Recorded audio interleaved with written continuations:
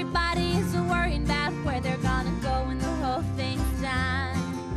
But no one knows for certain, and so it's all the same to me. Think I'll just let the mystery be. Some say once gone, you're gone forever, and some say you're gonna come back. Some say you rest in the arms of the Savior who fits in the ways you lack. Some say that they're coming back in a garden, bunch of carrots and little sweet peas. I think I'll just let the mystery be.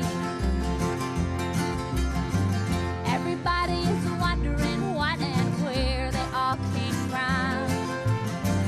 Everybody is worried about where they're gonna go when the whole thing's done. No one knows for certain, so it's all the same to me. Think I'll just let the mystery be. Think I'll just let the mystery be.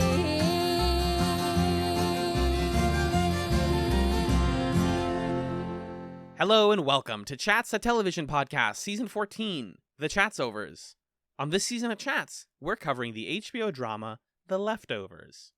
My name is Alan, and I'm joined once again by that same music producer who this time decided that it was really cool to put nothing but thematically appropriate songs on the Purgatory karaoke wheel. It's Magellan. It's the start of the podcast, and the podcast must begin. Oh. And everyone is listening to the start of the podcast. Oh. I'm just singing a random rock classic called Start of the Podcast by the Cranberries. It sounded just like them, actually.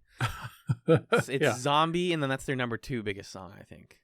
Yeah, it's I don't know their any signature style. Mm-hmm. What's going on, boss? Not much. Listen, I feel like I'm the only living boy in New York over here. Okay. I feel That like was I'm an a rock. alternative way I could have responded. Ooh, you are the only living boy. That's true, though. Yeah. Just like it's true that Kevin was homeward bound. And just like it's true that Kevin Whereas doesn't know where his mind is. Yeah. We're going to talk a lot about the music on The Leftovers this week, folks, because there's a lot to say. And that's because we finished season 2 of the series. Whoa! We are now caught up to what Alan watched when it originally aired. I have not seen a single second of The Leftovers after what we watched today. And we're going to be entering new territory very, very soon-ish. But before we do that, we got to talk about the finale, the last 2 episodes, the penultimate and the ultimate episode of season 2 of The Leftovers. So let's get into it. We watched season 2, episode 9, 10-13, as well as season 2, episode 10, I Live Here Now. Remember that Vine where the guy's like, yeah, man, come up and say, oh, fuck!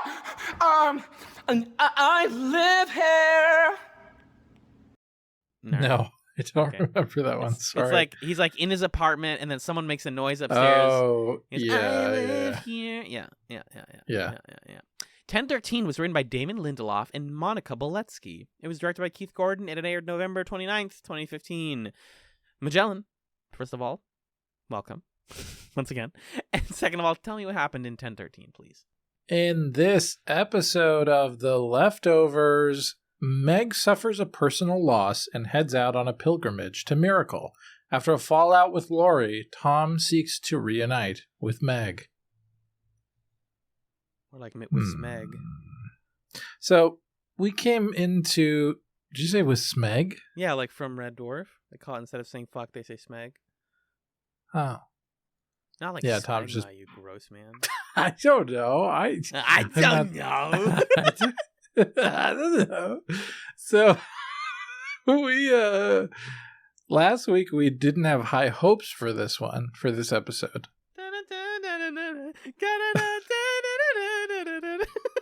Got high hopes. No, I don't. Do you think that this one exceeded, underperformed expectations? Well, I think this episode has a really difficult task, which is getting us to the set pieces of the finale and explaining how a bunch of different characters got to Miracle. And as we learned this episode, there's a ontological difference between Miracle and Jarden that we were not aware of before now. Meg learns from someone and explains to someone later that Miracle is the town surrounding the town of Jarden, Texas. So that's that. But yeah, I think that in trying to get to all of those things, they kind of like jumped over what we identified as some really problematic storytelling in the past couple episodes and how they followed up on the Meg stuff. I do think that there's a point to be made about like the Guilty Remnant and what they're up to and why they are up to these things in this episode. That's pretty like worth talking about. But overall, I didn't like adore this episode. There were moments in it that I thought were useful. And I, knowing so much about where the finale went, I was like, yep, that's how they got there. I get it. But overall, I didn't come out of this one thrilled. What about you? Yeah, I totally agree. It's clear that this is an episode that was written in service of a concept that had already been figured out for episode 10. And, you know, I don't know. I'm not here to suggest like a way that it could have been written better or a way that those dots could have been connected more effectively. I'm just here to, I think, first of all, ask like, was it effective how these dots were connected? And like, did we need to end up with the finale that we got if it meant moving all of these other pieces in the way that they're moved? And it's funny, the outline that you prepped for us for this episode is just 4 questions that kind of boil down to like, like, why? Did we have to do this way or wait, what? And yeah, I don't know. I don't come to the Leftovers for like a TV season plot. And season 1 had a thing like this with Memorial Day that felt not necessarily as frustrating to me, I think, because it was more small scale. And it was like, we had been following the Guilty Remnant throughout the season, so we sort of knew that they were up to something. We'd been getting these hints throughout. But 1013 is the episode that basically does all of that in a single episode. Says like, hey, here's Meg. Remember Meg? Meg's upset. And Meg's planning something. And here she goes to execute her plan. And it like feels like a rehash of season 1 a bit. The motivations don't make total sense, and I just don't think that I need like the Leftovers to have a villain, you know, or at least not this kind of villain in this way, because it really just feels like a TV show, if that makes sense. And I don't need the Leftovers to feel like a TV show. I like when it feels like characters being people and figuring stuff out and trying to connect with each other. And, you know, this sort of felt like Meg's villain origin story in a way that was not particularly compelling to me. Totally. And I want to dig more into that, but yeah, those are my thoughts on this one. Yeah, and I think that you can have a villain or you can have very bad actors. But the other thing is that we spent so much of the season with like the what happened to the girls thing. It's informing how the characters react to other events and what they inform each other of in the case of Lens and what is the like mystery at the center of Jarden. But like now we are jumping the Guilty Remnant plot from all the way from the end of season 1 into season 2 episode 9.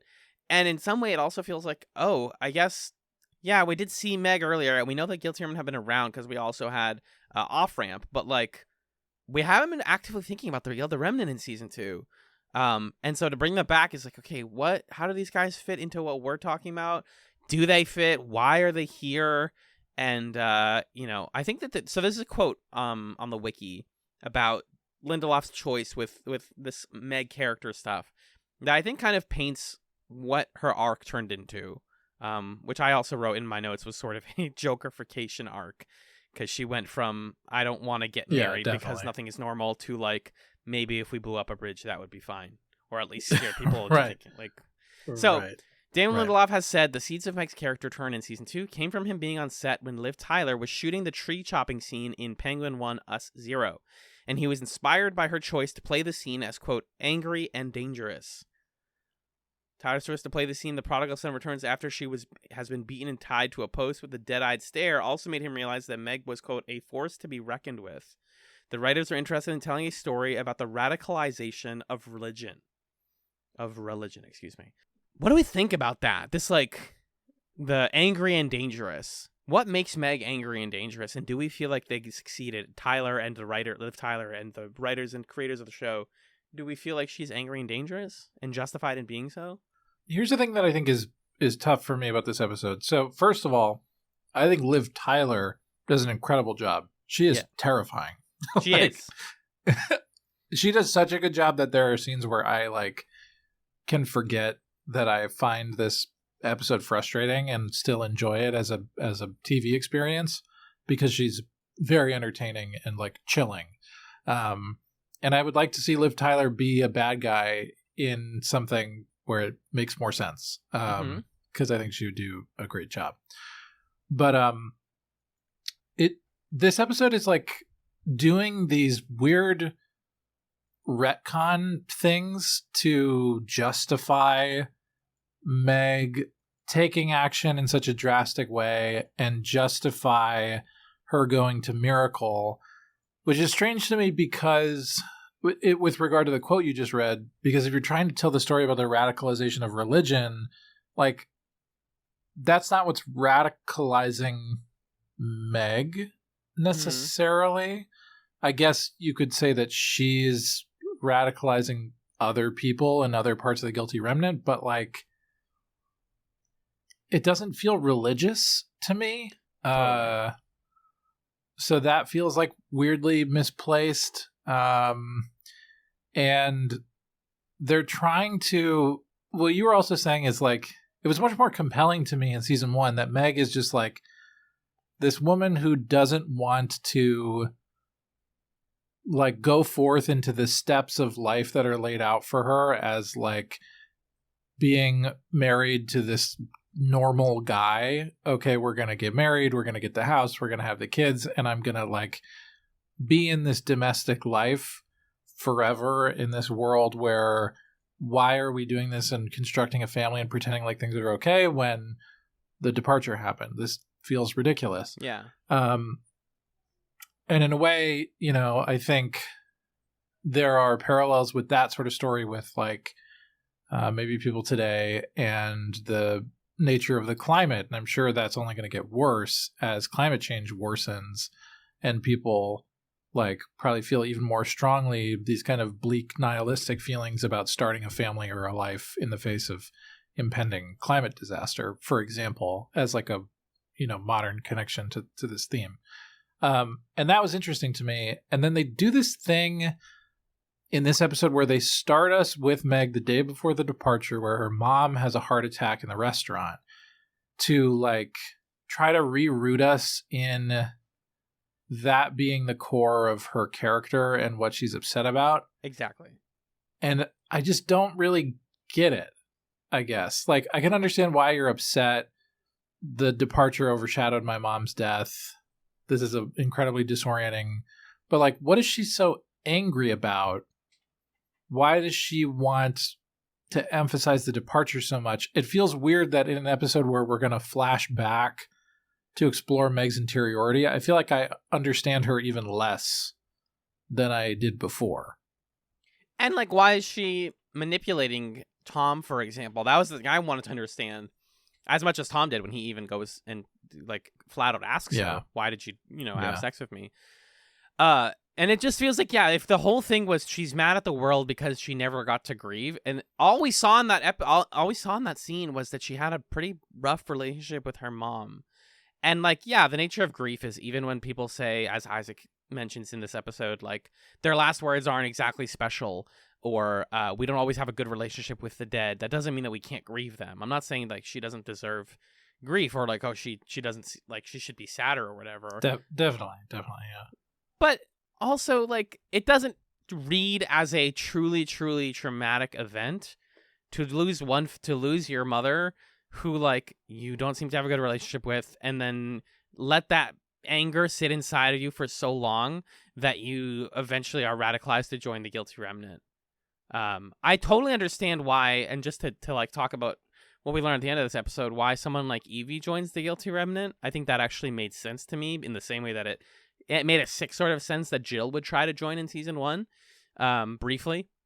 Like, when you're hurt and when you feel like your familial unit is falling apart, yeah, I understand it. And when questions aren't being answered and people aren't addressing them, I understand that. But at the end of this episode, I didn't come out of it going, yeah, maybe Meg was justified. And, like, that's what makes a good villain, guys. If you wanted to make a villain for the leftovers, then let me come out of this and say, like, you know what, Meg? You make a good point in some ways. I don't like your methods, but you make a good point. And I don't feel that at all. Yeah. Yeah, I totally agree. Like, Tom comes back to her, you know, for reasons that we'll talk about. And also it seems like the episode is trying to communicate to us that Tom and all these other people are like drawn to Meg for some reason. All of these members of the Guilty Remnant are starting to splinter from the overall organization to be a part of this more extremist cell, this like violent cell of the Guilty Remnant. Right. What is it that she's like selling them on? I guess just a general sense of like, we should be more militant, but it doesn't read to me why Meg feels that way. And I think returning us to the moment where her mom dies, it's not convincing. It's convincing enough that would get her to join the Guilty Remnant, that she would feel a disillusionment about life, whatever. Mm-hmm. But why take the leadership role? And why take it into a militant role? Yeah, it just doesn't read. And then they also do this retcon thing where Meg and her fiance go on a trip to Jarden, and she meets Isaac, and he communes with her mother's spirit. And that's a whole thing where she's like, we learn that she's been to all these different psychics to try to talk to her mom and figure out what was the last thing that she was going to say. And Isaac, they have this great exchange where Isaac says, listen, you know, when people die, like in the hospital, when they're terminal, they know it. They compose last words that are really meaningful. But when people don't know that they're going to die, he says they say a lot of stupid shit. Right. And she's like, what? You don't know. And he like knows about the walnuts and stuff. And he says, look, you're going to be disappointed in what it was going to say, because it's not going to fix what's broken inside. And I thought that exchange was great. But then we don't hear what it was that her mom was going to say. And like, I hate that. I hate that trope so much, because it's like, what? Just tell us. Like, just come up with a line. I don't know. I think, though, that the show is succeeding there because you feel the same way that Meg does, where you're like, can you just give me something? It's similar to the Wayne/Tom hugs, where it's like, I don't know if this is real or works or whatever, but I want to feel like it does. And she does briefly have the moment where he knows. And what we're referring to, by the way, for people who, I know people listen to us and don't always watch the episode, in her last moments with her mom at this restaurant, her mom turns away a salad because they told her they put walnuts in it, and she asked for no walnuts. Meg gets up to go do cocaine in the bathroom because she's not happy or something. And she comes back and her mom had a heart attack. And so she never heard about it. But Isaac knows about the fact that her mom sent the salad back, and says very polite that she did it politely. And so Meg is like, oh, shoot, this guy does know my mom. No one could have known that. Honestly, there's probably ways he could have found out, but for some woman to come up to him randomly and just ask, I think there's just a level of magic there. And you're supposed to be bought in the way Meg is. But yeah, I don't know why rob the viewer then of what Isaac was going to say, or of what her final words were. I think the show is just maybe saying, it's sort of like asking for what happened to the people who departed. It's like, well, do you want me to tell you? Because her never getting that answer, never getting the closure, may be the answer that you and I are looking for here, which is like, why does she feel so angry at the world? Sure, I can see that case. I think the one counter I would offer to that is, like, Meg hears, he tells Meg, right? Yeah, he tells her, He's but like, not us. He tells her, but not us. And it feels like Meg's like anger at Jarden Mm-hmm. specifically is like starts in that moment. Like, that feels like a sort of pivot point for her as a character, and we don't know what it is. It's basically just the show saying, like, hey, she heard something. I mean, I guess we could just take it as like her mom was going to say some random thing, like that was completely meaningless. And so this is sort of the root of, if the guilty remnant are just nihilists, and it's nihilism, and she's a sort of rageful nihilist, there you have it. At least she has an ethos. Yeah. Yeah. Sorry. I was trying to figure out how to weave that reference into. So, like, I could see the case for that she just learned that what her mom was going to say was nothing, and she's so mad that it's nothing. And that's that. But, like, you know, as funny as it is to reference The Big Lebowski, like, it is frustrating because, like, nihilism is not that interesting of a, like, position in this show. Agreed. The way that it's portrayed in these two episodes. I don't know. So that's a really useful point, though. Yeah. And so that was a little frustrating, I think. Absolutely. The last thing before she really just goes evil mode is that Isaac scene, and then from there, I mean, she meets Evie. We get another little retcon where she teaches Evie the carrot joke because Evie sees her crying, sitting on a bench, and gives her baby carrots, and it says, quote, "You can't cry while you eat a baby carrot," which is delightfully untrue, by the way. I love that that's not real. Because I was like, if that's real, then that's really dumb. I don't want to learn about this. And she spits on the ground for good measure because she's clearly like anti everything going on in Jarden. She's not about this. But then from here on out, the episode is just like, look how evil Meg can be. Watch her throw a dead grenade into a school bus full of children. And like that really felt like borderline cartoonish. Like, you need to hate her. We have no reason to believe that grenade went off. I don't think it did because it cuts away and it didn't go off. But like, why terrorize children? What did that help you with? You like stopped a school bus. Or why have the line later where she says, "Why do I have to stand there when I can put a cigarette out in their fucking eye?" Because what she's telling another guilty remnant member is, you know, all we do is stand and stare at people and make them feel uncomfortable. Why don't we start hurting them? And so that's the moment where she's like, we need to go to the source of people forgetting about the departure. And also there's this guy, Tom, who's been converting our people. And we get this incredible scene. This is, at this point, like I said, Meg is a villain in the sense of this episode. And she goes to one of Tom's speeches, and just like, to watch her sit down and just then go up to him with all the other people and do the hugs and like hug him. And we fully are like aware we are in Tom's shoes as this woman who raped you comes to your attempt to, like, you know, trick a bunch of people. And she says, quote, "I can do this for real." I got chills up and down my damn spine from the scene in Magellan. It was so much. Yeah, the cinematography was intense too. Like, really extreme close-ups, and there's this like intimate terror to the whole thing that I thought was well rendered. I think this scene, a lot of the Tom stuff in this episode, I think, as we anticipated, was handled strangely and poorly. Yeah, I think this moment was handled fairly well. Mm-hmm. Because, like you said, you're in Tom's shoes, and he's just like, "What the fuck is she doing here? This is throwing me off completely. I'm so confused and scared, and like just don't know what to make of her presence. It almost doesn't feel real."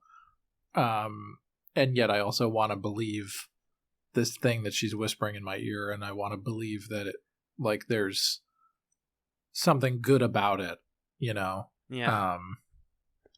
Well, because what ends up being Tom's response to what happened to him and what Meg says here about, like, I can do this for real, is he runs towards it. He runs towards trouble and trauma and goes to the guilty remnant and says, I want to find Meg. He goes back to the place where he got attacked and captured the first time.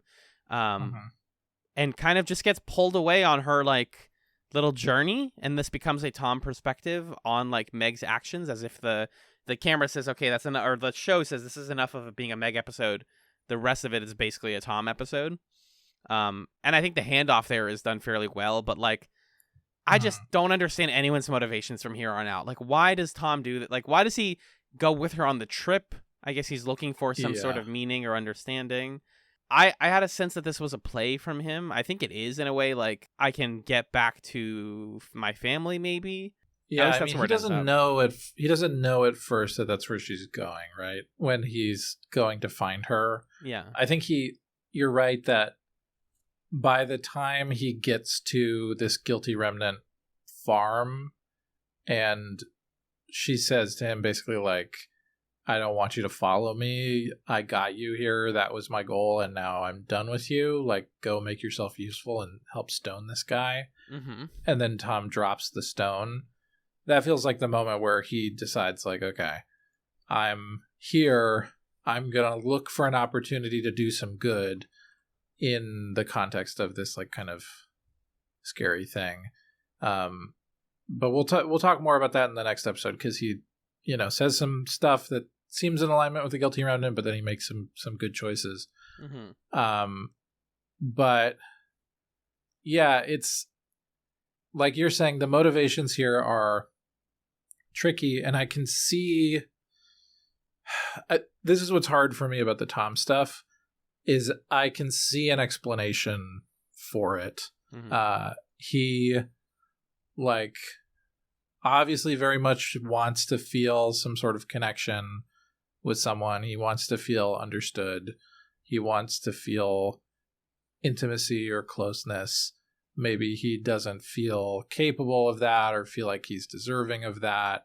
Or he just doesn't know what that is like, because his family has always had some kind of weird issues with those sorts of things. And so it makes sense to me that he would be vulnerable to Meg manipulating him. It makes sense that Meg, if we're accepting that Meg is like the sort of evil cult leader, that she would manipulate him in this way, that she would say something like, I fucked you because I wanted to get you pregnant, which is like, what a line. Like, I don't even know where to begin unpacking that. So like, I can totally understand the sequence of events here. And also, I think I have a hard time with this plot because the show doesn't know how to shoot it and put music to it without it seeming like an indie romance movie.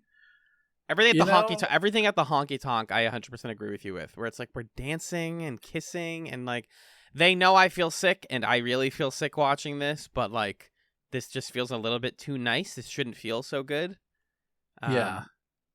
It's a really challenging thing, because, and it's a matter of perspective. It happens in literature too, when we worry like, okay, maybe Tom feels like this is a good thing, and it's the first good intimacy he's had in his life.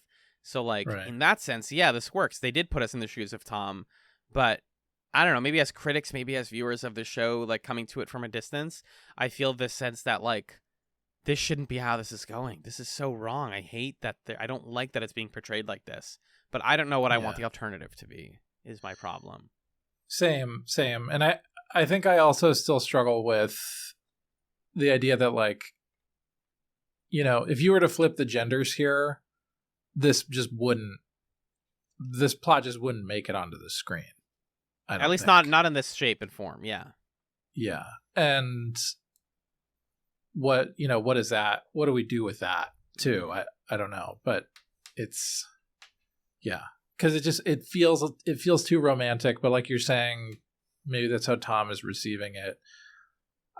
And it's part of his sort of confusion and disorientation. I don't know, but it's like really uncomfortable. And I don't think we get enough of Tom like processing it and debriefing it with other people to feel like it was purposeful to put the character through this and like put this up on the screen, Let's put Tom specifically on hold as we get him to the end of this Yeah. episode, because he does more Yeah. things in the second one.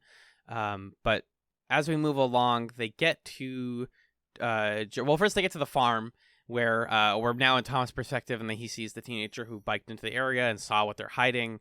And then when we actually get into Miracle, from the perspective of Meg again, we hear Magic by Olivia Newton-John, which I mostly mentioned because she just passed away, and R.I.P. to the legend.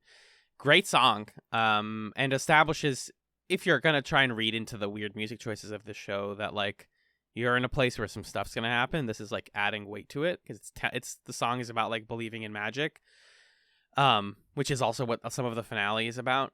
And she runs into Matt Jameson, and we have I get another one of those like pairings that I never expected to see again, because we saw them together in season 1 a little bit, and a lot of it is Matt going, "Oh, remember me? We've been in the show together. You know, you like beat me up, and I posted things about your mom. Here, I've got a clip from it." Yeah, he might as well have looked at the camera and played a little segment like on a video. Well, they did play some clips for us. Oh, yeah.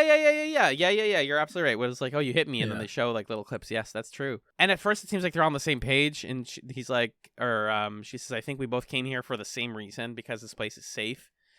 And I love the moment where Eccleston's mouth hangs open, and he goes, "Meg, I don't believe you." Yeah, you're being completely honest with me. Yeah, exactly. And then the line that gave me chills is when he was like, "I'm reminding you that like, your mom did this and that, and I apologize for being your living reminder." And I was like, "Ooh, dang. What a mic drop moment from Matt Jameson." Holy exactly. moly. Huge mic drop from Eccleston. Oh my god. That's so harsh. It's just, Matt is full of moments where he's like, "I'm going to bottle this up for my entire life until the one time I can finally say it." That's like so much of what makes Matt Jameson a fun character, is he gets to have those moments that you're like, someday I'm going to, when I see that person again, I'm going to tell it to him. And so that scene cuts, and then Tom wakes up in the barn with all the other people and finally finds out that what they're hiding is the 3 girls from Jarden, Evie and her 2 friends, who are in like they're in the trailer. It looks like they're in a safe or something at first. I was like, what is this? Right. Submarine that they're trapped inside. And not trapped, mind you, because he opens it and says, "Who are you?" What's her sign say? He says, "Who are you?" And then she says, "It doesn't matter." It right? doesn't matter, I think. Yeah. And she closes the trailer on him, and then the episode ends. How did you? I have to know. Did you have any suspicion that this was what was in there? I did a nasty little thing, and last week, I scrubbed on the timeline and looked at the last couple frames of the episode. And I saw Evie's face. I saw that Tom finds her. I didn't know that she was a part of the Guilty Remnant, but I knew we were going to see Evie. I love podcasting with a nasty little freak. It's one of my favorite little things. My favorite things about you is you're a nasty little freak. Yeah, but it's a big revelation, because I thought that she departed. I think I said that earlier in multiple the season. times. I did not see this coming, and I like, I'm not so fond of like Evie and Meg being pals or whatever. Like I don't, and it in the next episode they don't even tell us like how do Evie and Meg reconnect, or how does Evie eventually join the Remnant or whatever. I guess it doesn't really matter. Like she just sort of went on the internet and got in touch with them or something. Probably she saw someone on TV, whatever. Yeah, I'm sure there are a million ways to explain it. But we never get a moment of Evie's interiority, which is frustrating. Also, I think, in line with what you were saying earlier, that's meant to further put us in the shoes of our point of view characters who also don't have a window into Evie's interiority. But this is certainly like, I think, a good revelation. I think, the stuff with Nora and Erica was priming us to expect to find Evie somewhere having run away. Exactly. And the fact that she's here with the Guilty Remnant, I think makes a lot of sense. And I think the Evie stuff in the next episode is really interesting, actually. And yeah, I didn't expect this at all, but I also spoiled it a teensy bit for myself last week because I'm I'm bad. Me and nasty. I'm You're sorry. nasty little freak. It's okay. You only spoiled it a week ahead. If you had spoiled it like at the beginning of season 2, I would have been like, all right, weird. That's like the mystery of season 2. But you did good enough. I'll give you that. Thank you. There is one scene we missed. I want to talk about it in strain notes, if that's cool. So I'm specifically referring to after Meg sees Tom at his like little Wayne conference, Laurie and Tom have a fight. Sorry, his Lil Wayne conference. I know the scene we're about to talk about is so serious, and I'm so sorry. I did say Lil Wayne. That's absolutely true. You said Lil Wayne concert. Ooh, not bad. Kind of bad. A little bad. But thank you. I got a recommendation. People have to check out this video where Lil Wayne is told about like a list of the top 5 rappers of all time. Yeah. And Gucci Mane is on the list. And Lil Wayne's reaction is so funny. Anyway, go ahead. This scene is really important and rough. Laurie and Tom have a bout because I wrote about in my notes. Is bout the word I'm looking for? Like a fight? Could you call that a bout? Yeah, I would say they have an argument. A bout is a fine word, but yeah, they have an argument. Yeah, they have an argument. Basically breaking down everything that they've been working towards since Off Ramp. Like Tom is like, I know that this isn't real. You don't think it's real, and she's like, but it's helping people. It is. People are getting better. She says, this is a therapist saying this, mind you. And he is completely disillusioned at this point with good reason. And feels like a charlatan, feels like he's taking their money. She says it's donations. He says it's their money, their hard-earned money. And this all escalates into Laurie slapping her son in the face for disrespecting her. A bit much, Laurie. A little bit much, my friend. I love you. Amy Brenneman's incredible. But this is also the moment where you're like, ooh, I can't watch somebody slap another person and be like, unless it's like they slapped a villain. I can't watch that and be like, hell yeah, because I don't feel that here. I feel like this is two very sad, broken people at their wits' end.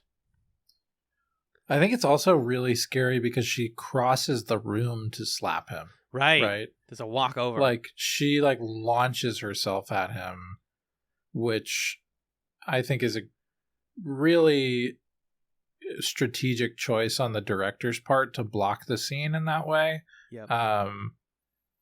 And, you know, I think Amy Brenneman sells it really well because it'd be really easy to make that sort of like big lumbering motion look kind of dumb, crossing all that ground to do that. But she sells it and immediately makes that switch of like, oh my God, what have I done? And I think it's really telling to see this moment from Laurie after having seen her in the aftermath of it. Because it helps us understand why Tom left, why she hasn't heard from him, why she's so frantic about it. And it also kind of like reframes that conversation she has with Kevin a little bit, where she's like, hey, you're having a psychotic break. And she's like taking on this posture of being totally steady and not saying, you know, the stuff that she's been going through, the thing with the book, hitting Tom, running people over, like all this rageful shit that she's carrying and doing. And the ways that she's not leaning on other characters or admitting those things to herself, I think is pretty telling. And it's interesting to see her here in the aftermath of seeing her in other scenes that are chronologically later, where she's like a more composed version of herself. But like all of Tom's criticisms here are 100% accurate. Valid. Right? Yeah. Like, you are manipulating me. You are making me do this so you don't have to feel bad for yourself. You abandon your family. Like, yeah, I think she has that reaction because he's speaking directly to the things that trouble her the most. So yeah, it was a lot. It makes you wonder, I think, sometimes when you see characters do that, you know, are there other times where she has acted towards Tom in a similar way? Has she ever struck him before? Seems like maybe not, probably not. Yeah. But well, it feels like I'm sorry. Well, it's is it the case that you have like a 100% healthy mother-son relationship and then one day your mom slaps you? Like there's Probably not. I think it speaks to like deeper issues that maybe also explain Tom's intimacy issues. I don't know. Exactly. Anyway, so there's a lot to unpack, a lot going on here. I think it's also the fact that she I just watched the scene again. She flips a chair over, runs up to him, hits him, and then immediately apologizes and grabs his face.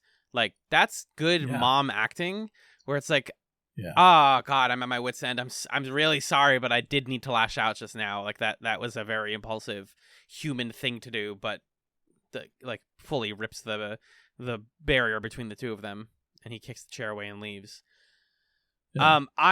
I said this about all of my notes about the Murphys, but it's especially true about the Garveys. All of this stuff being like the last time these characters talk to each other in a meaningful way makes the final scene feel so weird. It's just like, cool, a bunch of very, very broken humans are in a house together. What do we do about that? I'm sure that's going to go really great. But yeah, that scene was great. I wanted to loop back to it. But that's all the big scenes. I can go first with 3 notes if you want to ping pong back and forth. Sure, let's do that. So most of my notes are about music in this episode, musical choices. I think the first one that like immediately annoyed me about Meg's plot is when she's doing cocaine in the bathroom. They play White Lines by Grandmaster Flash and the Furious Five. Stop it. Yeah, and they also play that song multiple times, and during the credits, and it's like, guys, that's so goofy. That's like kind of funny. Yeah. I get it. But it's a song about the dangers of like cocaine and addiction. Like it's not the vibe, guys. It's just the whole her doing cocaine thing felt like a cheap plot device. I don't know. Yeah, and also the like, that she's a villain because she does drugs now is like, what are you guys saying here too? Yeah, that's her addition to the plot. I learned from the subtitles when she goes to Jarden, by the way, that her fiance's name is Darren. I think that's just a really good name for her fiance, Darren. I agree. Her mom says, "Megan, you're the most relentless person I know." Good line. So you know she's relentless. And in case you weren't sure the kid. Yeah. Yeah. When Meg and Darren are visiting Jarden, the audio tour, which is fun. I like that whole scene where they're on the golf cart listening to the audio tour. Mm-hmm. The audio tour explains that crack in the ground that Michael rode past in the first episode was actually not caused by an earthquake. It was caused by a manhole cover explosion, which made me think about the Garveys at their best when Kevin witnesses a manhole cover explosion. It's all connected, baby. Yeah, now what is the connection? I don't know, but they've done it. They did it twice.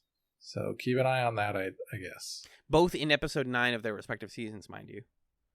There's a lot of that parallel where it's like in 9 and 10, they did things that were happening in 9 and 10 of last season. Just noticed that as well. Yeah. The whole sinkhole thing was interesting. Speaking of all the stuff in Jarden, all of the transitions between like getting on and off the bus for Meg are scored by people singing "Wading in the Water," which is like a religious song. It's pretty good, and I like a song that lets you know that time is passing, that like we're going somewhere else. I felt the same thing in episode 10 when Kevin woke up in purgatory, and I was like, oh, the music is back. And I think that's just like some clever like telling you how to feel in a way that doesn't feel corny. What's your next one? I kind of liked that Meg is the person who taught Evie the pencil joke that she tells her dad. Yeah. In episode 1, because that kind of makes the pencil joke like Evie's way of telling her dad that she's about to run off and join Meg. There's like a interesting connection there. Oh, sure. Yeah. That, like, clues you in at the beginning of this episode to where the episode's going to end, which is kind of clever. So I like that moment a lot, actually. Me too. I have a piece of trivia that might blow your mind, might not. Do you know about the cricket trivia? What about it? So we learn in this episode when she's in the car that Meg's ringtone is a cricket chirping. Deep breaths here, folks. Oh. This is the same sound that it's exactly the same sound that drives John crazy in Axis Mundi. There are fan theories that the cricket in the Murphy household was a hidden cell phone which Meg used to call Evie. Whoa. Kind of scary, right? Kind of like actually fucked up if you think about it. Whoa. Wow.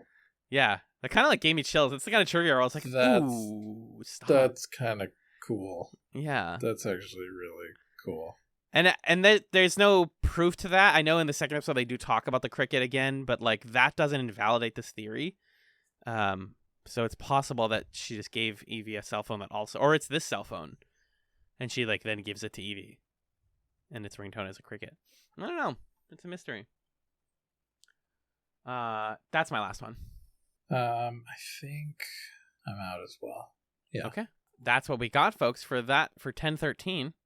We'll be right back after this brief musical break to discuss the season 2 finale of The Leftovers, I Live Here Now.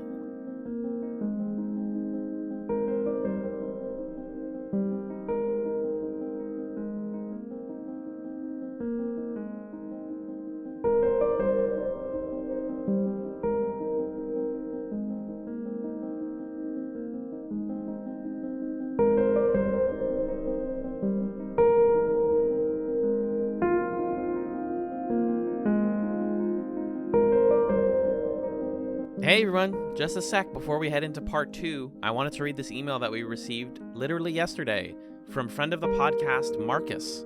The subject line is Posse Cut, because Marcus, like Magellan, is a fan of a good posse cut.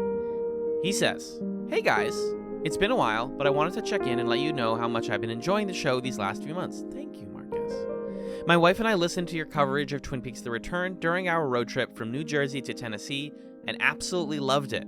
And I was basically done with Mickey Mouse's hellish ride until you convinced me to give Moon Knight a shot, with it quickly becoming my favorite of the Disney Plus Marvel shows along with WandaVision. So thanks for that.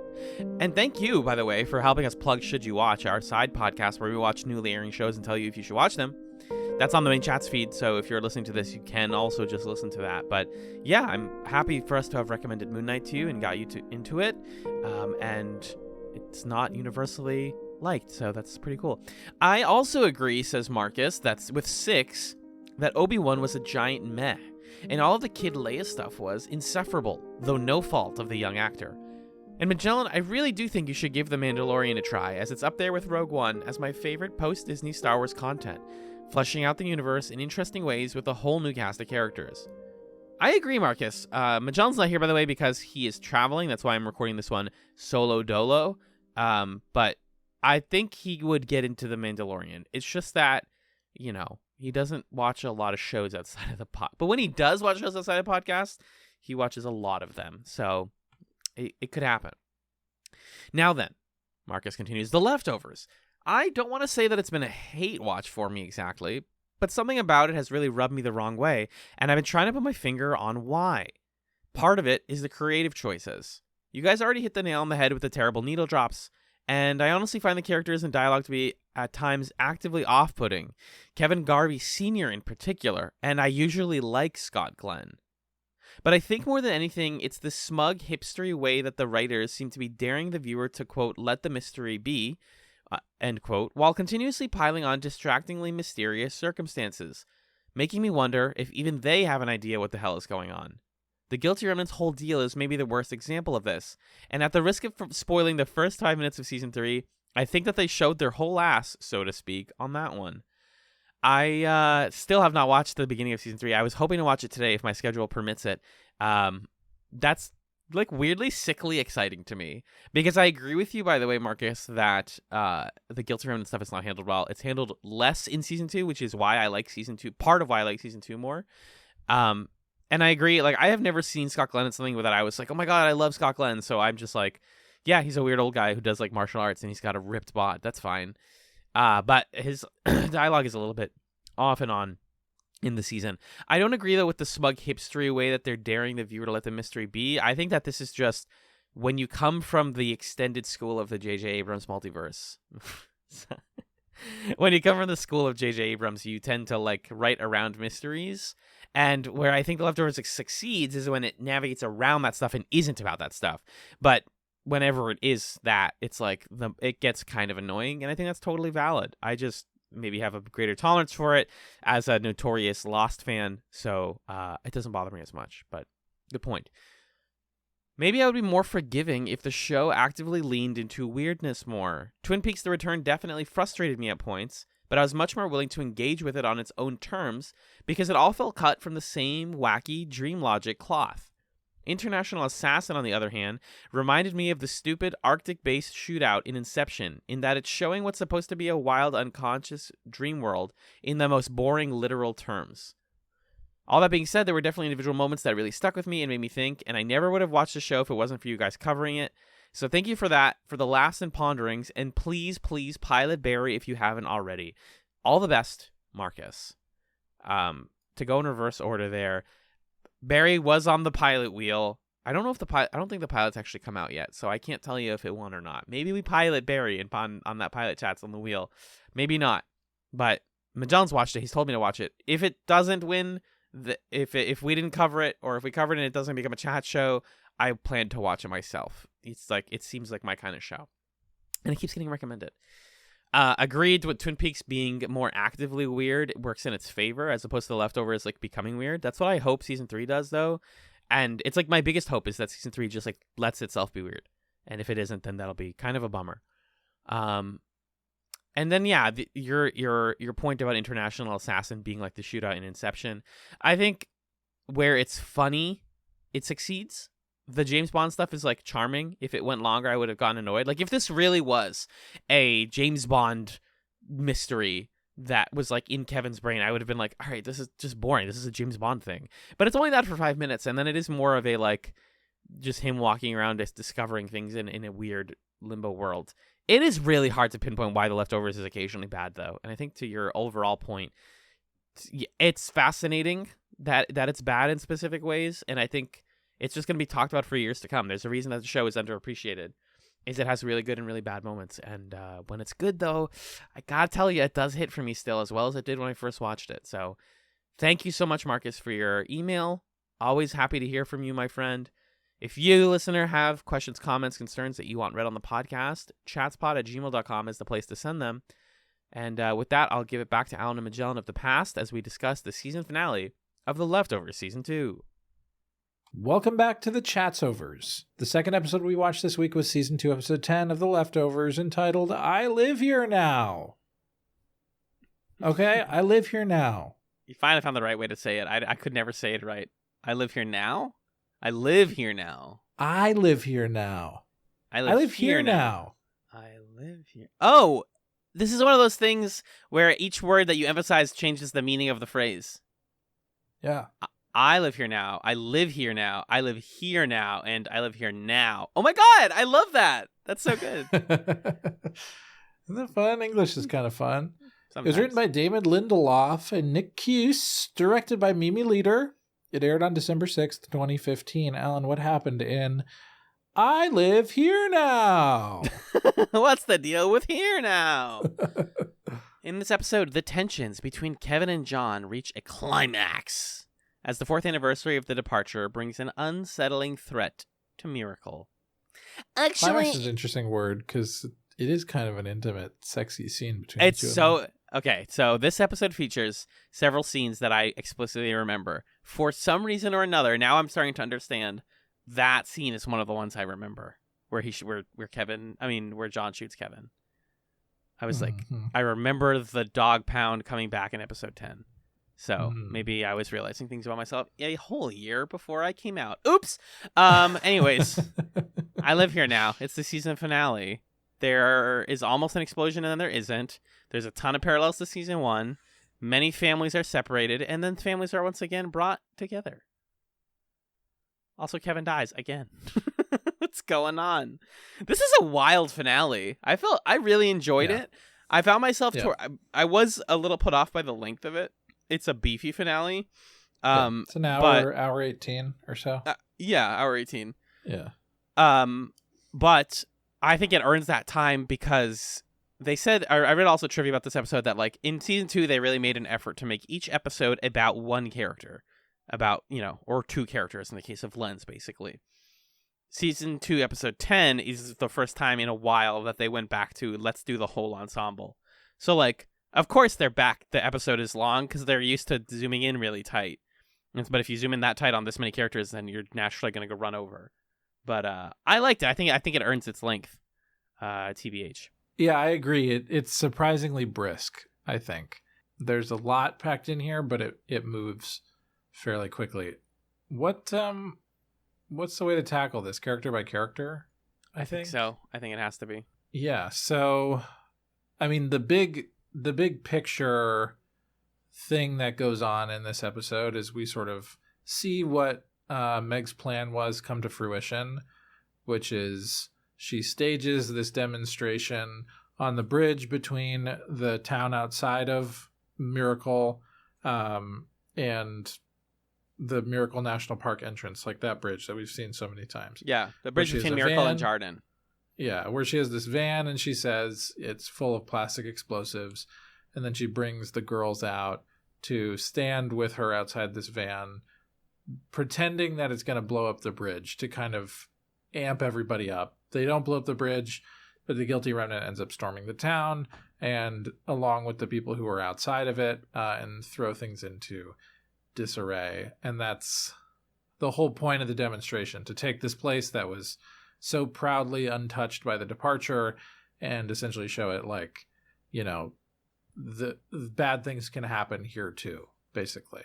And you also need to remember the departure as well. That's kind of like the big picture event that takes place. And then every character that we follow has stuff that they're doing before, during, and after those events. Yeah. The gang. They all do different things. So who do you want to talk about first? I like that the episode starts with Evie. We don't get a ton of time with her and her goofy teenager friends, but the little bit of silent car driving that we do get with them, I felt really like sold their justification for leaving. To me at least. This and then the moments where she's where Erica is pleading for her to get away from the trailer on the bridge. I was like, yeah, I actually feel like I get what Evie's doing. And that's what I really, really love about The Leftovers is it doesn't give easy answers, but it does give you answers. You just have to meet the show on its terms a little bit and understand where its characters are coming from, and then everything they do makes a sort of in-universe sense. That's like my thesis on why The Leftovers is good. And also it's about hope, but that's for another time. Even her friends listen to some like cool rap music as they're leaving, and you're like, oh my god, here we go, we're gonna go out partying. And like Evie leans forward into the car and like turns the music off. Silent drive. The girl driving starts crying, and you're like, ooh, they're about to make some big life decisions at way too young of an age, aren't they? They're about to like commit to changing the world right now. And I think that this episode, if I have one like big critique of it, is that all of the stuff with the Guilty Remnant uses the language of like non-violent protest to like pretty effective degree, but also like doesn't, it's for the sake of people in the Leftovers world. It doesn't feel like this is something that would get protested in real life in the same way, but that also ties into my feeling that the Guilty Remnant aren't the most realistic portrayal of a cult. That's how I feel about that. Yeah, I agree, because there's this weird moment in the previous episode where Meg is talking to these like, it seems like they're leaders of the Guilty Remnant, like one step above her. And they're saying like, hey, violence is weakness. We don't do that. And it's, yeah, exactly. Staging this sort of strange, like how sit-in almost violent, huh? Like almost a sit-in of sorts. Yeah. And right. It's, why is this the thing that they're protesting in this way? I don't know. And I agree. I think it's easy to feel like, to me, Jarden is kind of the only place where what the Guilty Remnant is doing sort of makes sense, because Jarden is so like almost pompous or self-absorbed about their feelings that they were like spared and immune to bad things, and they're this like walled garden. So it makes sense that Evie and her peers, having grown up in that place and having these kind of like domestic family issues that are swept under the rug, it makes sense that a kid like Evie would feel resentful and be like, you know what, I'm going to show the world that bad things can happen here too. I buy that. But beyond that, you know, Meg and all these other people and the guilty remnant, it's like, why are you here? Why are you all sitting quietly in this national park room when you win? Why do you sing the creepy song together? It just doesn't quite feel realistic. Mm-hmm. Yeah, I don't know. So something I realized in reading about this finale was there's somebody on Reddit, actually on the Leftover subreddit many years ago, like listed out the lyrics of the Miracle Anthem and like the choir song that comes up a couple times in this season. And I never realized how boastful the Miracle Anthem is and how much it paints Jarden as like a town that feels like it is somehow superior to the rest of the world. Broken hearts and shattered lives like wreckage on the ground, the memories of those poor souls who were lost but never found. They shook their fists and cursed the sky, demanding explanation. No answers came, no soothing words, just silence and frustration. So you're like, okay, that's really sad. Like the rest of the world has really dealt with this in a way, and they can't reconcile. But in Jarden Town, the sun shone bright, a miracle. The lights of love poured down. It's a miracle. Our hearts are pure. We knew for sure a miracle that God had spared our town. And someone put down in the comments, like, this wouldn't make it in the real world. Like, this would be a really controversial song that would, like, be in the news of, like, are you serious? You guys are, like, we're better. We're, like, too holy to get taken away. It finally clicked for me that, like, Jarden is a place that it feels like shouldn't exist. Like, they don't deserve this. We talk about, like, deserving to live in this episode. Kevin mentions this. And it's like, did the people in Jarden ever feel a sense of, like, did we deserve to stick around?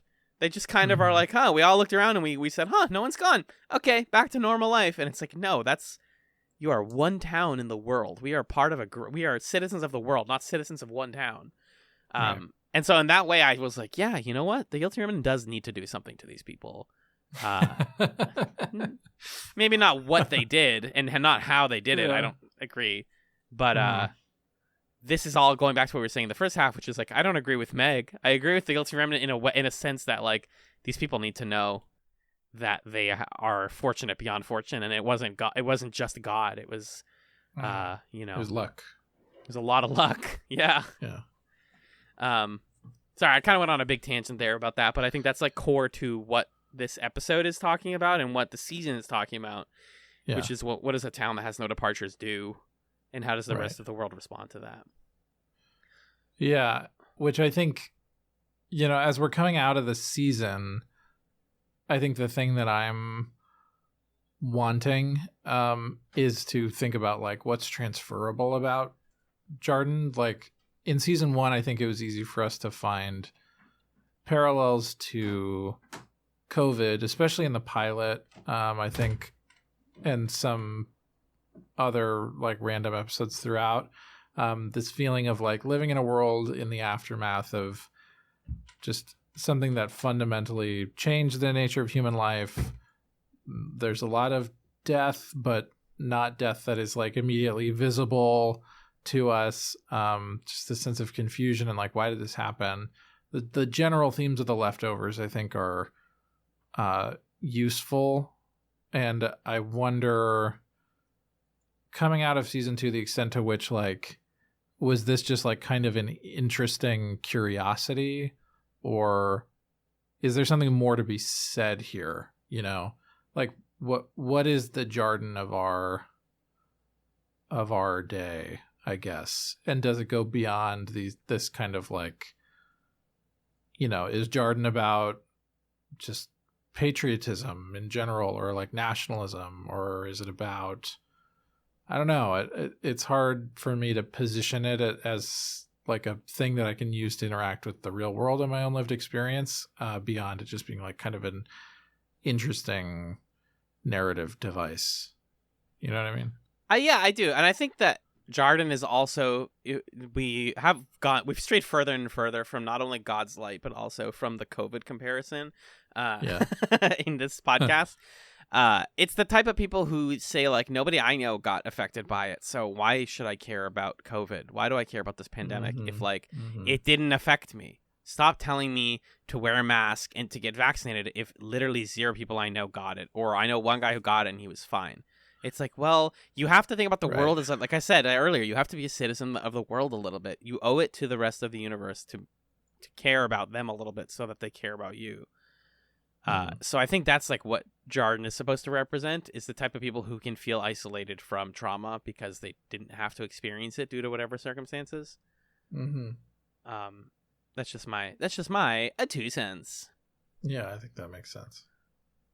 2 cents. I wonder if there's a What did you say? I said cue audience laughter. Please continue. I wonder if there's a missed opportunity here.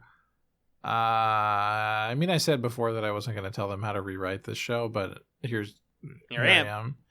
I wonder if there's a missed opportunity here with Matt Jameson, who I would like to talk about, him and Mary, in a moment. Yeah. Because they do all this stuff where it's like, okay, Matt is living amongst the people in the outside area. He's ingratiated himself with them and earned their respect and is like proselytizing to them. And then that kind of amounts to nothing. There's no demonstrable change in like the way that people behave outside of Jarden. Like, what would it have looked like if Matt Jameson had some kind of demonstration or remembrance, or, you know, not obviously it wouldn't be something that was like violent or horrific or something, but like Matt Jameson in season 1 was like stirring the pot, you know? He was trying to get people to think differently about the departure and not sort of place God's will wrongfully or arbitrarily. And maybe he would have some things to say about like, your town isn't saved. I don't know. Except because of the Mary stuff, he's like bought into the specialness of the place. And I don't know. I kind of felt like I thought they were going to go somewhere with Matt Jameson being like the pastor of the outcasts. And then they sort of didn't do anything with it, which felt like a missed opportunity to me.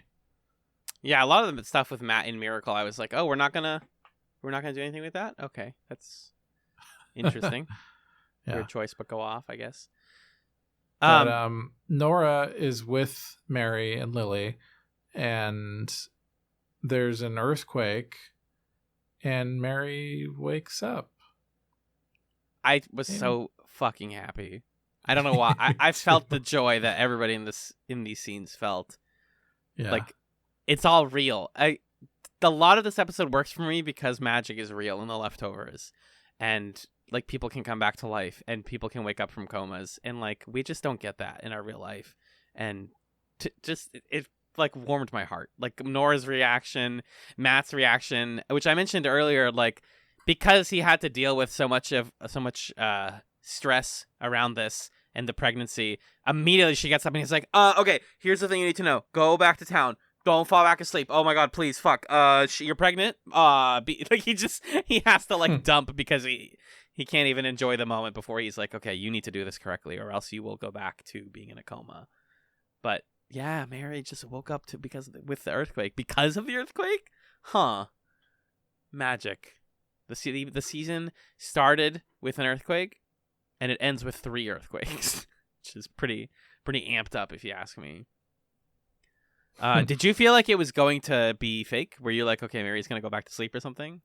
I don't know. I thought, okay, maybe Nora is seeing something, or there's some way that Mary's like psychically projecting into people's minds or something. Like, sure. I thought that for a moment there was going to be something more to it. And then Mary's just like, yeah, hey, I'm a little confused. Where's Matt? Mm-hmm. And to be honest, I was pretty relieved that we dispelled all of the ambiguity from No Room at the Inn, when Matt's like, hey, Mary, you remember when you woke up? And she's like, and we had sex. Yeah, we had sex. And I was like, okay, phew. We don't have to revisit, whatever we were toying with in that episode. But I thought there was going to be maybe some kind of catch. Not right now. Season 3. Who knows? Everything seems okay with Mary right now. She's fully here. We got the actress doing her thing. She's cognizant and everything. It's great for now. Sorry. I'm not. I haven't done a character focused discussion in a while, so I'm trying to remember what else happens specifically with Matt and Mary, other than like we need to get you back into town, and then the stuff happens, and he like really is trying to urgently rush her back in before they do. That's honestly it. Like we don't really see much else of them. Okay. But it was really we really remarkable. just see them again in the like last shot when they're hanging at the house with everybody. Best shot of the episode, easily. I liked Nora playing that song, the Groundhog Day song again. Or it's on the radio. She's just listening to the radio while helping Mary. And then there's an interview, like this guy named Arian D&D is being interviewed for his departure experience because it's the anniversary. And I've had this moment before while listening to like podcasts where she's like, oh my God, that's so me. Oh my God, I relate completely. He's like, yeah. And like my wife left and all this stuff. And the guy's like, or no, their daughter departed. And he wanted to have another child, and the wife didn't want to because it was too painful for her. And then the radio host is like, what is, oh God, fuck, I'm really butchering this. But he basically says like, what really helped, what really relates to your wife is Jesus Christ, our Savior. And then he says like Jesus was the original departure. Anyways. My God. Oh my God, that was nuts. Amazing. Jesus is the original partner as Nora like smashes the thing and it goes like, fix that, Jesus. Yeah, but then the earthquake happens. That's so scary. Why isn't Nora religious yet? Get Nora to join Christianity challenged. To be like, screw you, God, and then a terrifying earthquake immediately happens. I would be like, I'm going to church right this second. And then Mary wakes up, And Mary wakes up, like, dog, what? Yeah. I hope that they pick up on that. I hope that becomes something that Nora's worried about now, or thinking about. So yeah, then a lot of stuff happens. This is where like a bunch of the characters bring themselves to the bridge. The bridge. So Erica and Michael are just at the church. This is a great but brief scene. I love that all of these crazy events are happening on a Sunday morning, like a really quiet day otherwise. And it's Michael's time to shine here as he goes up while the pastor is talking about the departure and how they're so lucky and miracle. And also sometimes he reveals in his story about Evie and Erica is that sometimes mysteries have really sad fucking answers, because they talk about how like, oh, there was this water dripping down our house and we thought it was like, we don't know what was causing it, but it was actually the fact that I turned the water on because our dad went to jail and Evie couldn't process it, so she kept screaming and crying, and I quote, turned the water on and drowned her out until she could pretend she was okay.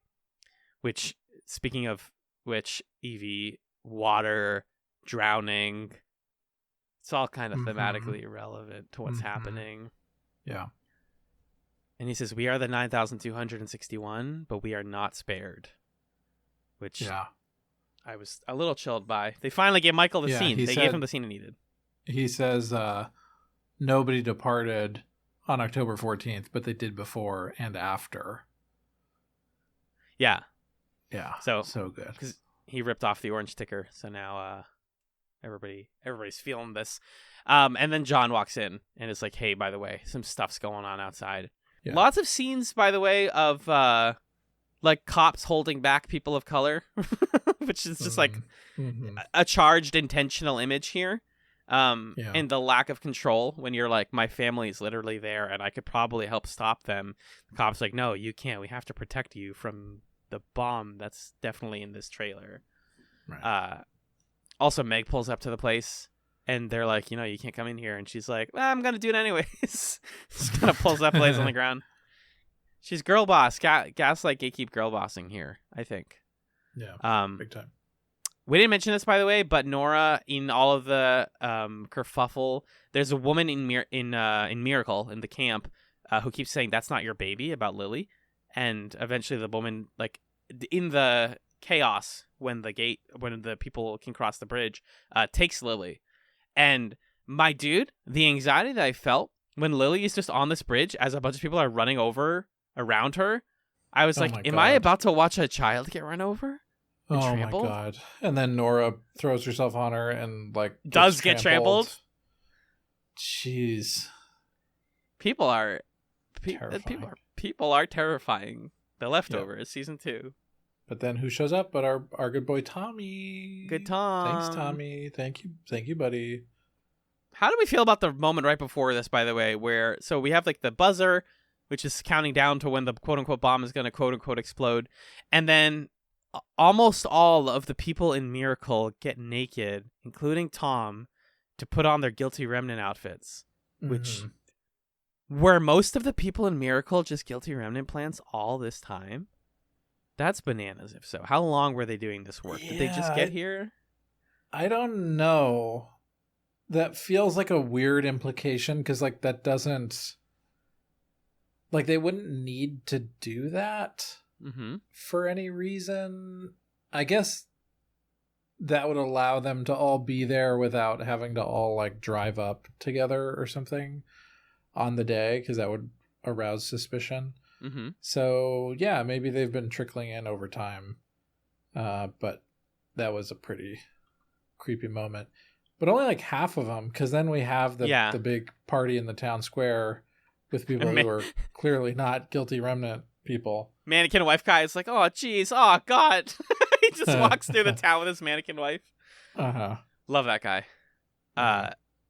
And so they are all getting ready, and we get some incredible work from both Jasmine Savoy Brown and Regina King as Erica finds out what's going on and runs up to her daughter past all the cops. I love the part where she like scoops the cops. She like makes them go up and then like power slides under them. It's kind of cool.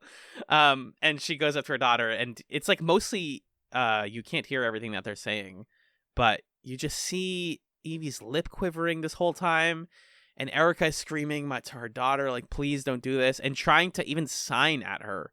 Like, hey, this is me. I'm your mom. You know, we do this. We talk to each other. We listen to each other. I know our family's a little fucked, but why are you doing this? And then Evie writes on a piece of paper, you know why I'm doing this, or you know why. Yeah, her mom says, I don't understand. And Evie writes, you understand. You understand. Yeah. Do you think she does? Do I think that Erica understands? Oh, I guess my question is more like, what is it that she understands? Well, I think what we confirm about Evie in this episode is, you know, that like when we had this conversation between Nora and Erica, where we basically surfaced that Erica has been planning to leave John and leave the family. That was part of the questionnaire to prove that Evie didn't depart, that she ran away or something like that. And we didn't get to finish that conversation. But I think we finished the logic of that conversation in this episode, which is to say that Evie could tell that her mom was unhappy and wanted to leave. Evie could tell that there was something wrong with their family and the way that they communicated with each other, that there was like this deep-seated trauma that her dad was experiencing and denying. And that being a sort of like microcosm of Jarden as a town and a community, this place that like puts on the face of everything's fine, but in actuality, things are not fine. And maybe even putting that face on that everything's fine is harmful. It's not only just like hiding things, but it's actively harmful. So I think what we have confirmed for us here with Michael's moment, and then with the way that Evie talks to her mom, is like Evie saw the way that Erica felt similarly to her. And it's just that Evie is acting on those feelings. And so her mom's like, I don't get it. Like, we had this great life knowing full well that that's not the truth. Not true. And she's like, you know, lying to herself here. And Evie tells it to her straight and says, like, cut the bullshit, Mom. You know what's wrong and why I'm doing this. Mm-hmm. Yeah, so I thought that was a really powerful moment between the two of them. Top 3 powerful moments in this episode, easily. And just, if like, not gutting. in the Just season. so sad. Yeah, because you're watching Evie, like, not react and try to be fully neutral, but you see that lip quivering. You feel like there's incredible emotion within her that she's holding. And, I mean, that's intense for a young person, for any person, to have to hold all of that back. I really feel for these girls, like, being part of something greater, and you know why you're doing it, but at the same time, everything about it feels wrong and scary. Yeah. And, you know, you led to your town getting destroyed pretty much and raided. Right. So yeah, the moment gives Pete the guilty remnant time to push through all the police. At one point, one of the cops is like, they're like beating the guilty remnant people, and then they're like, there's too many of them, just stop hitting them. And is like yelling at the other cops to stop hitting them. Really, really, really intense stuff here. I like felt sick because the season 1 music starts playing too, as if like season 1 has pushed into and consumed season 2. Like the town of Mapleton and the people of the guilty remnant have like invaded in a way that felt really intense and scary. But then here's the thing: I don't remember. I talked about like things I remember from this episode. Also, in the kerfuffle, John gets people who come to his house, and they're like, hey, we found out the fingerprints. It's Kevin. We already knew this was going to happen last week. He goes to Kevin's house, and he's like, Kevin, once again, I have to ask you to take a car drive with me.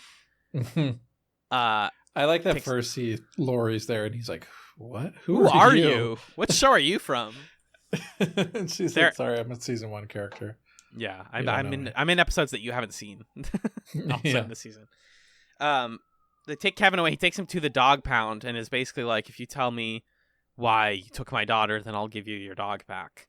Which we forgot that the dog was even going to be cooped up for 3 months, but sure. Mm-hmm. Kevin, I read in my notes, I'm like, wouldn't all of the problems in this season be fixed if people were honest? And so Kevin accidentally thought that. He listened to me and thought that, and he was like, okay, John, so here's what happened. So I died. Kevin, you bonehead. Oh my God. It's like how when that scientist went up to Nora and like wouldn't explain why he's doing stuff on her house, and it's like, if you just told people other things, then there would be no drama in this show. But Kevin's an example where you can tell people exactly what's happening, and they're like, no, I actually choose not to believe you. You're lying to me. You can't come back to life. You did take my daughter. You hurt her. Why did you do that? He shoots Kevin in the chest, which knocks Kevin out and then kills him because he bleeds out. All the other dogs escape, by the way. And when Kevin wakes up after some interesting stuff happens, the only dog left is his. And so at this point, there's like 24 minutes left in the episode. And I'm like, what's the rest of the leftovers? I remember nothing else. That dog shoot scene was the last thing I know. Everything else, question marks. And I think it's because I got it in my head smushed together with International Assassin. Like this all just, it feels like it's International Assassin 2, basically. Right. Kevin wakes up in the bathtub again. The music from the International Assassin plays again, except this time the attire he chooses to put on is Mapleton Police. Because what we learn is that Kevin's thing he wants more than anything else is to just go home. He just wants to go back to being a cop, being his default state with the family that he cares about. He gets a call from an Australian man. Sorry, I'm talking a lot. Did you have feelings seeing the International Assassin stuff again? Were you like, oh, hell yeah? Or what's the vibe here? I think they did a really good job of making it different because there's a way that you could have done this where you could have made Kevin go through a similar trial, but what he has to do in this episode is quite different. And because whereas in International Assassin, Kevin is having to shed the lies that he tells himself about himself. He's having to shed his guilt over being witness to Patty's suicide, really, is what he's feeling guilty about. And also he has his own, feelings of, do I want to commit suicide? Do I want to live? Am I scared about being a part of my family? How do I connect with people? Yeah. And then what's, really, I think, great about the way they do it in this episode is that it's a continuation of those things, because, and an affirmation of the arc that he went on in International Assassin, because he doesn't have to relearn those lessons from that episode. He knows what he wants now. He just has to like feel what he wants and let it affect him, and move him, because we haven't really seen him sit with that and affirm that yet. For as fraught as it is for his like self-affirmation to be in the form of being garbed as a police officer, because like, yay, you're a cop through and through, I guess. Yeah. It's nice to see him back in his season 1 outfit, and like him feeling comfortable in his skin. They call him Mr. Garvey on the hotel phone because he's himself now. And then he goes down to the bar to complete the trial here. He sees that Australian guy who he saw on the bridge in the last one, who seems like a mysterious man that maybe we'll meet again in the future. Who knows? I'm guessing. Probably. And the guy's like, well, why do you want to live? And Kevin says that, like, my family, whatever. And the guy's like, come on. Everybody says that. Why do you want to live? And Kevin says, I deserve to, which is wild. Yeah. What did you think of that phrasing of that? Why do you think it was phrased that way? Well, my initial reaction was like, wow, Kevin, that's kind of arrogant of you. Back to the like, Jarden is pretty arrogant in a way, in a cosmic way, because they feel like they're better than the rest of the world. And Kevin's like, it's like, why does, and this is what the guy asks him is, why do you deserve to live when all of us don't? Everybody in this hotel died. That's what this purgatory is. What is it about your narrative that makes you special? And I think a lot of this ties into like stuff that I like about therapy and psychology, actually, because for one, Kevin is learning to humble himself and feel his feelings. And two, it relates actually to a common thing that I've experienced in therapy, which is like sometimes you can learn what you need to do to improve your life. And then that is an entirely different arc from actually improving your life, because you can learn it and be like, yep, got it, understood, need to do this. Another year goes by where you don't do it. Sorry, it's me. I'm looking at a mirror right now. I'm pointing. Yeah. Like, and I'm sure plenty of people at home. And so, like, Kevin, like you said, an international assassin learned it, and now he's still like, yeah, but I deserve to live. However, upon reflection, there is also something self-affirmating about going like, yeah, we all deserve to live. Ideally, yeah, everybody in this hotel could be here. But he's affirming that, like, I deserve to live because I choose to. Life matters to me because I choose to stay around. And I choose to be a father instead of what my unconscious mind said, which is that I don't deserve to live. And so weirdly, this looped around to being like one of my favorite plots of the episode was Kevin, not only because of what he does right after this, which is the best thing ever, but just Kevin finally realizing like, yeah, I need to live. I deserve to live because people need my help, whether it's Mapleton or Nora or Jill or Tom or Lori. These are people who require my assistance, and I need to be there for them. And I really liked that about this whole thing. And but also, like, I deserve to feel good, too. Yes. Yeah. It's a really hard thing to understand and acknowledge when you're in Kevin's mental state. And I think especially in Kevin's world that he lives in, where there are all these people. I mean, it's essentially antithetical to, like, what The Guilty Remnant is about, where they say you don't deserve to, like, move on or be happy or have a family or whatever.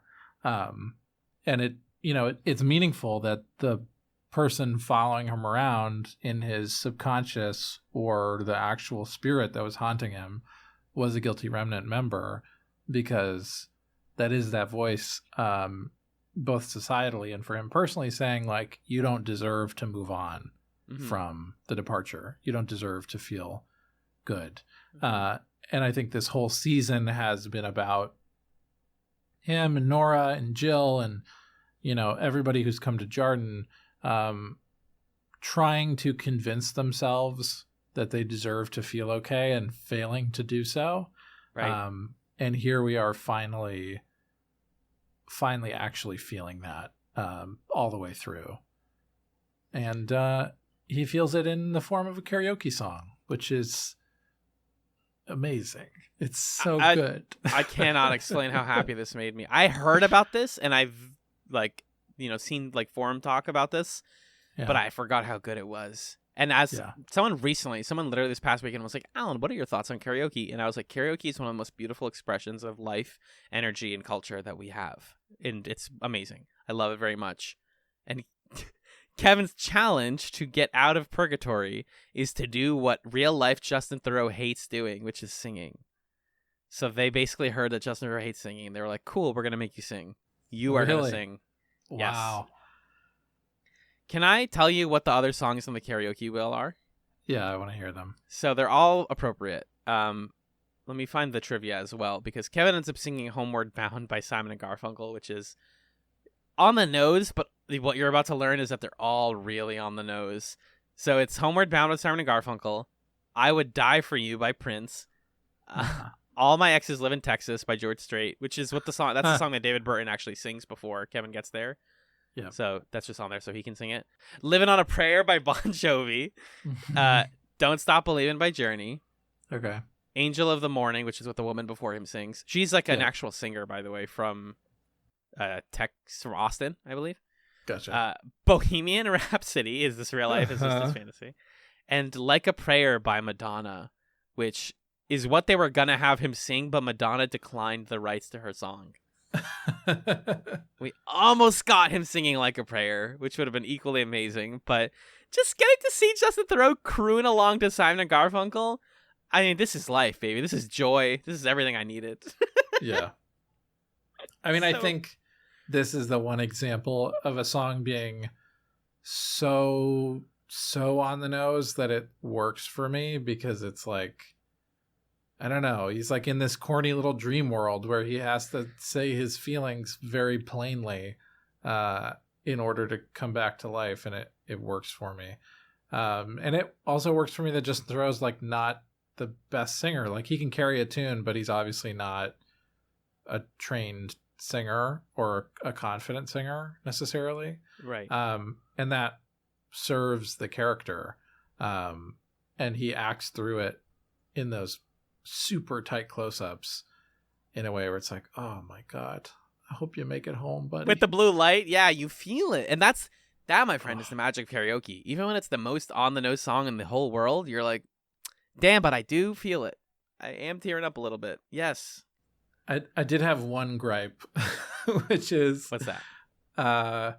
There's a lot of lyrics that are great in this one, and we could do, some deep analysis here on a tour of one night stands. That's the moment where Kevin has the affair, and we got some guilt about that. That's great. Each town looks the same to me. That feels like a Mapleton Jarden. There's a line right before that. Every day is an endless stream of cigarettes and magazines, and they do these quick visual cuts of like smoking cigarettes and the fucking National Geographic magazine covers. And it's like, guys, no, that's silly. Don't be so silly. Because also, like, what do the magazines even mean anymore? What did the National Geographic thing ever mean? It was it was thematically appropriate. That's all. Dumb. I thought that was dumb. really hilarious. I think I saw your notes or something when I was watching that, so I was like, when are they going to show the magazines? And then I saw them, and I was like, oh my God, shut up. Quit it. And then there's another line where it goes, I need someone to comfort me. Mm-hmm. Which he gets. Yeah. And he's talking about my love is waiting for me, and it shows Nora. So good. Yeah. Oh, I hope he finds everything back that he lost. And then, snap our fingers, Kevin's back. Yeah. The dog is the only one that stayed amongst all the dogs. Is his dog. Good puppy. But as soon as they go outside and everything's like destroyed and on fire, the dog runs away. And I was like, puppy, come on. What's going on? I thought we had a whole thing going on. I was sad. I missed the dog already. I was really sad that he left. But I guess it's like, there's a lot of noise. I would be scared if I was a dog, TBH. Yeah, what do you think? Why do you think the dog runs away? Like, the dog clearly is a very packed symbol in this show. What did you interpret that to mean when the dog runs off? Well, it's challenging because I think that you have to remember that the dog in season 1 was also like Kevin and the family trying to hold on to a sense of normalcy and understanding that there was none. And so once again, it's like, oh, are things normal? And the dog leaving is like, it's still not. Because the final shot, which was apparently approved and recommended by Tom Perrotta for this season, is such a, like, everything is okay moment that I didn't want Kevin to get everything he needed. I was like, at least he doesn't get the dog. Yeah.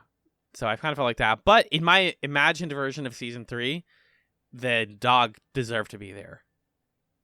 Like, I envision a version where it's the whole ensemble in the house going on a journey somewhere, and the dog is along with them. And I wanted that, and we didn't get that. But Kevin doesn't deserve the dog. Life is not normal right now. He still has done, like, bad things and needs to atone, but he got a second chance. Yeah. That's a good way to look at it.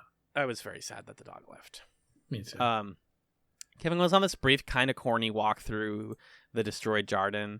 There's like people fucking in the background. It's like, what are we doing? What are we doing? This is actually more over the top than the season 1 parallel, which is the Guilty Remnant compound burning. That's what the parallel is. And in that, at least, it was like, I understand why people are throwing their things into the pyre, but this is like, yeah, people are like playing really bad techno music or dubstep or whatever. Mannequin wife guy does walk by and goes, just like, is sad. People are in the stockades drinking beers. I did note to you, and in my notes, if you want to be corny about it, Jarden, the song talks about them being saved by a miracle. The town of the camp of Miracle destroyed the town of Jarden. So in a sick parallel way, Jarden was actually destroyed by a miracle. Whoa, indeed. So, all those Guilty Remnant members presumably were performing in Miracle. And John finds Kevin and is super surprised that he's alive. He's like, this is an amazing scene. This is like the best acting that the actor who plays John has done in the season, I think. Because he's just, this is what a man with no rope left looks like. And I wrote in my notes, if John isn't a believer after today, like if Nora isn't a believer, whatever, I get it. She's had a lot of time to think about it. But like, John is like from an otherwise religious family and is himself not very religious. Like, you gotta believe in something now. You just watched a guy shoot and you said, I'm sure you bled out to death. Why are you alive? And then he's like, Kevin, what's going on? Nothing's normal. And they share this bond for this and the next scene of just like, you know what is normal? Is the fact that we both exist and we're both here. And no matter how scary and confusing and upside down the rest of the world gets, you are John and I am Kevin. And sometimes that's all you need. And there is, like you were saying, like a tenderness that is, of course, ruined by Where Is My Mind, the piano version playing again. I had this moment where it feels like the show is handing that song off from Kevin to John. Yeah, like it's a curse. It's like, stop that. Quit playing this stupid song. I'm crying. I'm shitting and crying over here. And I just hear, da, da, da, da, da, da. Stop. It's cute here. This is the last time I think we hear it, I hope. If it comes up in season 3, I'm quitting. I would laugh if it came up in season 3. We'll talk about season 3, or what I've heard rumors about it, but it's not out of the realm of possibility. So Kevin and John recreate the moment where they first met. Remember when they waved to each other from their houses? Very cute. This is the scene of everything in this episode. So wacky. This is where I teared up. Kevin's like, John, you should go home. Go back to your house. And John goes, what if there's nobody home? And then Kevin goes, then you come over to my house. Which is a little gay. But also, it's like, this is so sweet. This is the solidarity that the Leftovers should be about. Yes. Is, hey, you're fucked up. I'm fucked up. Let's just be fucked up together, dude. It's okay. Yeah. I loved that. I really felt that moment. Yeah. Well, and I think it, in a way, connects to this exchange that Meg and Tom had earlier in this episode, where Meg says, like, are you excited to see your family or something? I can't remember what she says. Tom's like, oh, family doesn't matter. And Meg's like, well, where did you hear that? And Tom says, I thought that was the point. And Meg's like, no, it's all about family. Family's so important. And I think what she's getting at there is this like innate human hunger and need for this sort of connection that Kevin extends to John here, to be a part of something, which is what the guilty remnant like preys on, right? Mm-hmm. And I think what Meg is speaking to there is like, you know, we're giving people this feeling that they're part of some kind of like twisted, sick family, big air quotes around that, by joining this movement. And the hopeful note that the season ends on is like, we can still invite people into our worlds and connect to them and make this world a better place just by loving ourselves in order to love other people. Mm-hmm. And I think it's cool to see Kevin and John interact, because like here at the end of this episode, because Kevin was such a similar character to John in season 1, right? So right, like unpredictably rageful, and like there's a lot of stuff that he's upset about that he's not acknowledging or sharing, lashing out at people. And he is now several steps further along on his personal journey to like deconstruct those things and become a better, more caring, more connected person. And so to see him be able to like forgive John and extend that to him was really touching, I think. Agreed. It's the best moment of like fraternity and brotherhood and friendship in this season to me. It would have been nice if they kissed, but you know, next season, everything next season. Yeah, Jarden experiences like one more earthquake before the end of the episode. Kevin's like at his door about to. I thought, how dark would it be if he just got like swallowed up? It's like, love you, John. Talk to you soon. If you need help, come to me. Boom, gone, devoured. Kevin's gone. Jarden's gone. I thought Jarden was going to be destroyed by this earthquake for a sec, but Jarden's destroyed by people. But they're fine. And inside the house, we have, in order, Jill, Lori, Matt, Mary, Tom, Lily, and Nora all look at Kevin as if it's the end of Evangelion, and they say, "You're home." And the sweatiest I've ever seen Justin Theroux ever. He finally gets to smile. Yeah. He gets the ending that he wanted. Yeah. I wrote congratulations in my notes a couple times. Exactly. Yeah. Yeah. Congratulations. First question. Well, actually, let's do stray notes, and then I want to ask you what we think season 3 will be about. Okay. Let's do that. Yeah, what's your stray notes? The gift that Evie gives her dad is a cricket in the box. Dead cricket. Yep. Dead cricket. Really, really interesting moment. I was like, what could it possibly be in this box? Is it an empty box? And I was really impressed that they like came up with something that is that, I don't know, that there's enough going on with that to pick that symbol apart. Because we also get this like fundamental disagreement between Erica and John that illustrates how deep in denial John has been, because John's like, oh, she found the cricket, and Erica's like, no, she didn't. That's a different cricket. She just wanted you to let that go and stop obsessing over it. And John says, fuck you, Erica. And harsh, very harsh, very mean. I mean, in that scene, it demonstrates everything that is just like not right about their relationship. So I thought that was well done. I liked the symbolism of that Evie is like, there are things that you keep worrying about that you want answers to. Just don't worry about it. There are things you can just accept, that you can't control things. Yeah. I had the cricket all along. That felt very good in like a end of the novel kind of way. That's how I phrased it. We did confirm, by the way, that Virgil is Erica's father, not John's father, because Michael is like, oh, I went to see your father. I knew that. I wasn't clear whose father Virgil was, but that makes the whole thing with John more interesting. John does get some closure, by the way, when Kevin and him talk before he gets shot. He's like, hey, I heard about what your father did to you. I'm so sorry. And it's this moment of like, John has probably not spoken to anyone outside of his family about this ever. Yeah. And I don't know how this feels for him, if it's really good or scary or annoying or what, but I like that moment. Yeah. I mean, it is one of the direct reasons that he shoots Kevin, right? Yeah. So he's like definitely in denial about it and aggressively so.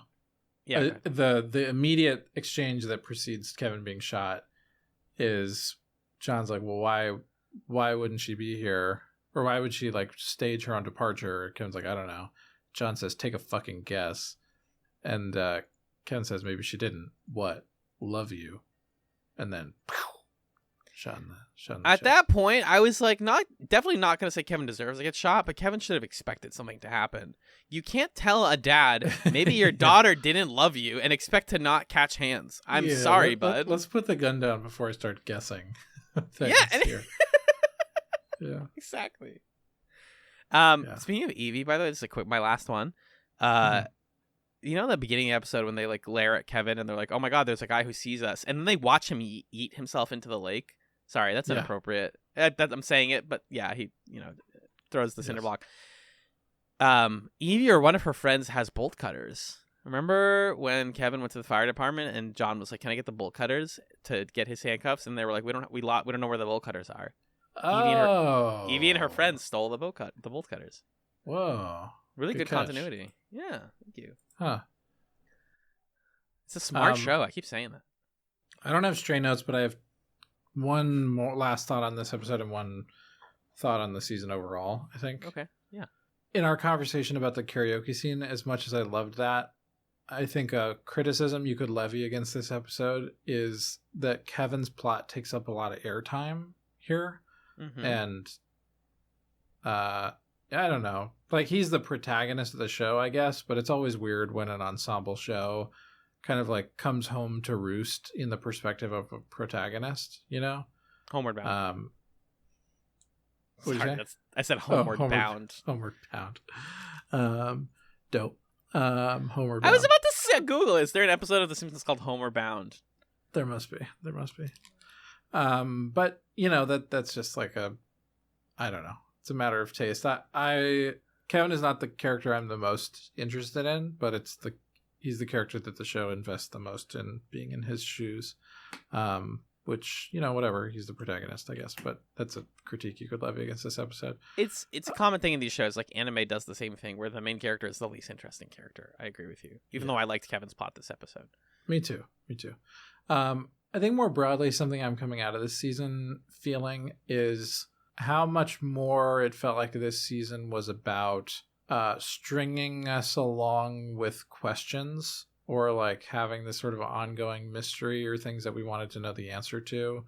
And I wonder about that. I'm curious to see if season 3 feels like this too. And we can sort of pick this conversation up in season 3, I think. But I wonder to what extent that is like good TV audience engagement versus good narrative and good storytelling, Absolutely. Because it's certainly, I wanted to know, like, well, what happened to the girls? What's going on with Patty? These kinds of things. Well, what's Meg going to be up to? I wanted to see those questions answered. And then when we come around and answer some of those questions in this episode, it almost felt a little pedestrian of like, yeah, Evie ran off to join the Guilty Remnant. It's like, oh, that makes sense. Why did I spend like 8 episodes wondering when the answer was so straightforward? That's why I keep saying the answers are never as interesting as the questions. That's the thing to keep in mind when we ever watch Lost also, is you're never going to be satisfied by the answers if all you want is like, tell me why this is happening. Because like, the thing, like Evie's appearance, why, like what happens, it's fine. It's whatever. You can explain in one sentence. It's kind of interesting. But what it does to her family and to the community is like what makes season 2 really great. Fair point. That's a fair point. And I think it's just something to track in season 3, questions and answers and what we make of those things. For sure. I got to ask you, since now we are in season neither of us have watched, just super briefly, any predictions for season 3? Well, what are the sort of loose threads that we could pick up here? Kevin's dad is up to some stuff. There's the Australian guy. There's the guy in the watchtower who it was built up as having something going on, and we don't really know much else. Mary's pregnant. That could go somewhere. It seems like there's more to explore with Lily. If Wayne really did have powers, and is Lily special and has powers or something. Mm-hmm. I want to get a better sense of what's going on with Lori. Spend more time with her and see her reconcile with her kids.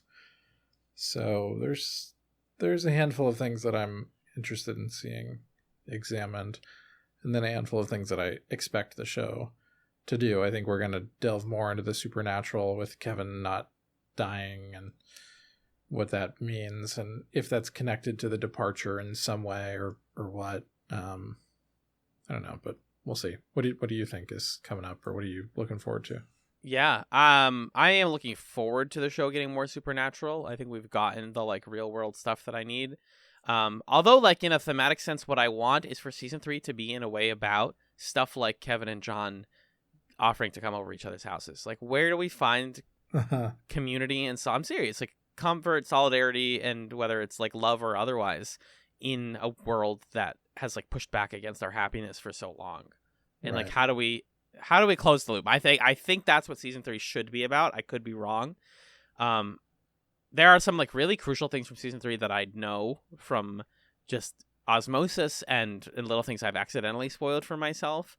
But everything surrounding those things is where I'm so curious. I'm almost like scared. Like, this is really big for me because I was watching this show in 2014 and 2015. It was 8 years when I started The Leftovers, and I never finished it. And so I'm like, what does the end of The Leftovers even look like? Because it's 8 episodes. It got a shorter season order. And I know, like I said, I know like things, but I just don't know moment to moment what's going to happen. I just don't know. And that's really exciting to me. Yeah. It's probably going to be fucking weird as hell and really funny. I hope they lean a little bit more into the comedy. TBH. But yeah, cool. I don't have anything concrete without like dipping into stuff that I literally know. So last quick thing about season 3 I wanted to do. We get a new intro. And I would like to watch this with you. Yep. Let's see it. So to my understanding, season 3 episode 1 does not have a theme song because it like just cold opens into the show. Okay. What we're about to watch is the intro to season 3 episode 2 of The Leftovers. It's a whole new season, new vibes. All right. We ready? Yep. I'm seeing it on screen right now. 3, 2, 1, play.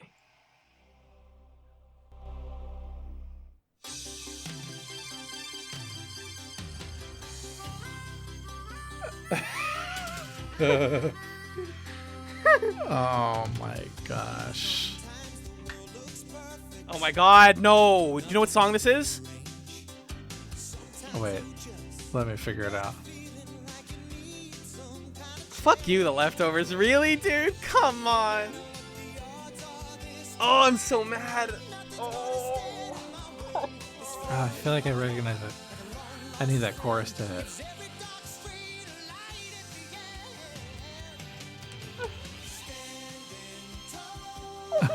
What are you saying?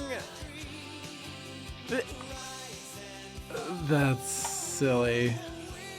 It's the same visual. Yeah. They didn't change the visual, but... Okay, guys. I fucked with it. I fucked with it.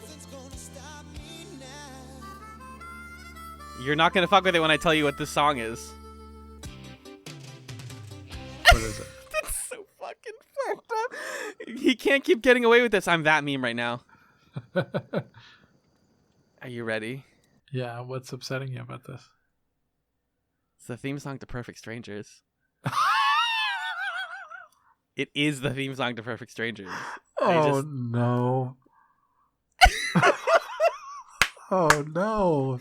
Oh, you fucking villains. You cannot. You cannot. What a fucking troll. That's hilarious. If Mark Lynn Baker shows up in The Leftovers season 3, I'm gonna ask him. I'm gonna reach out to him and ask him to be on our podcast and ask him what that was like. Is he still alive? Hold on, is Mark Lynn Baker still alive? I don't know. Oh my God! Did they really license the Perfect Strangers theme song for The Leftovers? Why? Why? He's alive. Oh, wow. The stupid background gag from season 1 comes back. Huh? It's gonna be unhinged. Deep breath. Okay. We're not watching season 3, episode 1 or 2 next week, folks. No. Magellan is traveling, and also it's the end of a season, and so we wanted to give ourselves a little bit of buffer time to not just keep plowing through The Leftovers. So it's gonna me traveling. It's like I'm chaperoning a school trip for about 10 days or so, which is gonna be fun.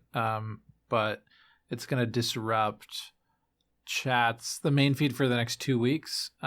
So next week there'll be some kind of Leftovers related special episode. We're figuring that out. And then probably the week after that, we'll re-air like a Patreon bonus episode or something like that on the main feed. And then we'll be starting season 3 in earnest with the first season 3 episode airing on, I have it here, airing in September, on September 4th. Okay. Yeah. Fabulous. So we'll be back with that. But for next week, keep an eye on your feed. You'll have something. We're not exactly sure what it's going to be. It's going to be shorter than a regular episode, for sure. But I don't know. We have a couple ideas in mind that we're not locked. We don't want to commit to anything just yet. Yeah. Cool. Magellan, with that being said, do you want to take us home with your plugs? What do you got to plug? Yeah, so I am on another podcast called Super Smash Echoes. It is a monthly video game discussion book club podcast where myself and my friend Justin play video games that are related to the Super Smash Brothers franchise. So our most recent episode as of this recording was an episode on the 2022 indie game Franken, which is kind of like a capper pause moment on our coverage of Earthbound, the game that started to break us a little bit. And we're moving on. Our next published episode will be on F-Zero GX. Yes. Which will be fun. So that's exciting. And we might have a special guest who you know on that episode. Yes, Stay that's right. tuned. But yeah, Super Smash Echoes. Check it out. What about you? I'm on another podcast called The Hunter's Quorum. That's a podcast where my friend Six and I and our friend Casey A.K. Minovsky as well, usually, talk about Monster Hunter monsters. Monster Hunter is a video game franchise from Japan where you can like fight a bunch of cool different monsters of unique shapes and sizes and collect their parts and make it into cool armor and weapons. We talk about the game, the monsters in it specifically, and what makes them unique and different and good or bad. We also, on that same feed, we're talking about Pokemon. So when the new Pokemon comes out this November, the podcast will revert to being called the Johto Quorum, and we will be talking about those. So we're hoping to be done with the monsters by then, so we can go back to being a full-time Pokemon show. But either way, check out the Hunter's Quorum wherever you listen to podcasts. And Magellan, I'm going to take the plugs on this time if you don't mind. Okie dokie. Go for it. If you'd like to contact Chats, our email address is chatspod@gmail.com. That's chatzpod@gmail.com. We're also on Twitter @chatspod. We're on Reddit, r/chatspod. And we're on all the major podcast platforms of choice. If you like our show and you like hearing us do our little TV book club thing, Apple Podcasts, Spotify, give us a rating. Tell us we're cool. Maybe write a review. We would love that. Thank you. We also have a Patreon, which is a hub for all sorts of bonus chats content. Patreon.com/chatspod is the site. We have tiers at $1, $3, and $5 a month. A month. That's how you pronounce that word for sure. And that includes things like Chats Nights, where we just goof off and talk about funny stuff and do tier lists. We do commentary chats, where we talk over films that people vote on. And we do pilot chats, where we watch pilots. And this month on the Patreon, we're going to be watching a bunch of pilots. Or we watched a bunch of pilots. So those were all voted on by listeners, and you can support us, $1, $3, or $5 a month, and $1 gets you, a couple of those shows that I mentioned. $3 gets you all of them, and $5 gets you, well, all of the above, plus a big help and thank you at the end of every main feed episode of Chats. Our $5 patrons as of today include Arthur, Jen, Kat, Lee, Magellan's mom, Marcus, Marin, Michael, Nick and Pat of the Brothers at Infinite War, Fendon, Six, and Stefan. Thank you for supporting Chats, guys. We love you all very much. Chatspod.com is the source of all things Chats Television Podcast. Send that link to your friends if they ever are like, what's this chat show? Just send them chatspod.com. And if you like our main feed podcast art, that was done by Camilla. She can be found at Camilla Strator on all the social media platforms if you want to find her work. Camilla Strator. Magellan, before we go, we have one more segment. It's called Chatsum. This is just like the snack pickles, where we recommend things for the folks to enjoy between now and the next episode of Chats. To get things started, Magellan, what is your Chatsum for this week? I want to share a podcast recommendation. It's a show that I was put onto by roommate of the pod, Charlie. It is a movie podcast, a movie and politics podcast, I guess you could say, hosted by... hold on. My podcast app, Pocket Casts, which you should check out, recently added the feature where you can create folders, and I thought I'd put this in the politics folder, which I had, but I moved it to the TV and movies folder. It's a show hosted by Jamel Bowie and John Gans called Unclear and Present Danger, where essentially the two of them delve into 90s thrillers and action movies and those sorts of things to get at the root of what they say about American politics in this sort of like post-Cold War era. And it's really, really interesting. So Unclear and Present Danger, I think it's a great addition to your podcast feed. I'd recommend it. Jamel Bowie is one of my favorite Twitter follows, so that's really cool. Great writer. Very interested in checking out Unclear and Present Danger. I'll probably check it out when I get a chance. I have a Chatsum this week. Annihilation. I know I already recommended the book. I know Ryan has been on our podcast and recommended the book. Ryan P. has recommended the Southern Reach trilogy. I finished the book this week. So not only am I re-recommending Annihilation by the author of Annihilation, it's Jeff Vandermeer. There it is. Not only am I recommending the book Annihilation by Jeff Vandermeer, I also specifically want people to check out the 2018 film starring Natalie Portman. Because it's a very interesting companion to the book. Super duper different. Very weird in comparison. They kind of like make tangible some things that are ephemeral in the book. Very creepy thriller, very unsettling, very bright and colorful at the same time, though. It manages to be thrilling and scary without being pitch black. Super duper different from the book. So come into it with that kind of different expectations. And it's got some great themes and some great moments that'll stick in your craw for a long time. It's from Alex Garland also, so he did Ex Machina, Never Let Me Go, 28 Days Later, This Voice That I'm Doing. So check out Annihilation the film. And that, my friends, is what we got for you this week. A beefy episode for a beefy finale of The Leftovers Season 2. And I want to say thank you to Magellan for being the Garfunkel to my Simon, because we are both homeward bound now. And thank you all for listening to the Chatzovers, where karaoke is magic.